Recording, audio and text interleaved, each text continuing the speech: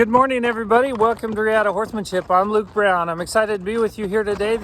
Today is Thankful Thursday, and it's a little warmer this morning. It's about 50 degrees, so I didn't have to wear gloves, and the wind isn't blowing, so it's just a gorgeous morning, just a perfect morning for riding horses. And I hope you guys are having a great day. Have a great start to your day. I started at 3:30 this morning. Just woke up an hour earlier because I couldn't sleep.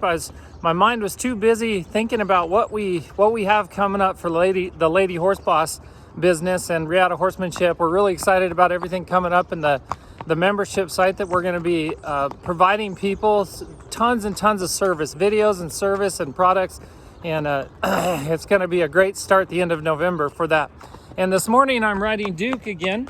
And one thing I wanted to mention with Duke, well, today is his last day until his owner's coming tomorrow, and we're going to ride together with him. But I want you to notice that hopefully I can point it in the right direction. He's using a shank bit this morning. It's a Tom's Thumb shank bit. So it has a broken mouthpiece, and then it's just a kind of a simple shank bit that's not very severe or not very long. So I like transitioning to something like that from a snaffle bit eventually when the horse is ready. Now, a lot of horses, I don't get them to that point where I'm riding them in some kind of shank bit, but him, I've had him now for 6.5 weeks total. I had him for a month, and then he was off for a month or so, and then I've had him for 2.5 weeks, and he's ready for this. So that's what we're using, and it's fun to start using those split reins and using some kind of shank bit and really starting to develop that horse in one hand. So it's a lot of fun. I can't wait to ride with his owner tomorrow and have him see how incredible he's doing. The kind of things that he can do in an arena are amazing, and he's just developed his buttons so well, and he's so unreactive. Now this morning I wanted to mention that I rode up to a llama, and it's the llama down Fear Alley that hangs out over there on one of the properties, and he walked right up to this llama and wasn't really, he didn't care about the llama, so I didn't think anything of it. Well, that llama spooked and bolted away from him, and he spooked and bolted, or he didn't spook and bolt, but he spooked about 5 feet. So that was the big spook that he's had literally in the 6.5 weeks that I've had him in training. He's never spooked like that, but that was a situation where you just never know. He can be horses are unpredictable, so you have to be ready. Now, it wasn't a terrible spook enough to unseat me, and I don't even think a newer rider would have been unseated by that spook, but it was enough to scare somebody a little bit. So I just wanted to mention that you have to be careful when you're riding your horses, and never assume that they're never going to spook, because there's always a little bit of spook in every horse, and they just have to get in the right situation. So we prepare them as well as we can, but we're ready for anything that might come up. And today for Thankful Thursday, good morning. Today for Thankful Thursday, I wanted to talk about how thankful I am for the area that I live in the property that I live on. About 2.5 years ago, Stacy called me. I was up in Colorado working on the ranch up there with my dad and my parents, and she called me and she said, "I think I have the property that we want."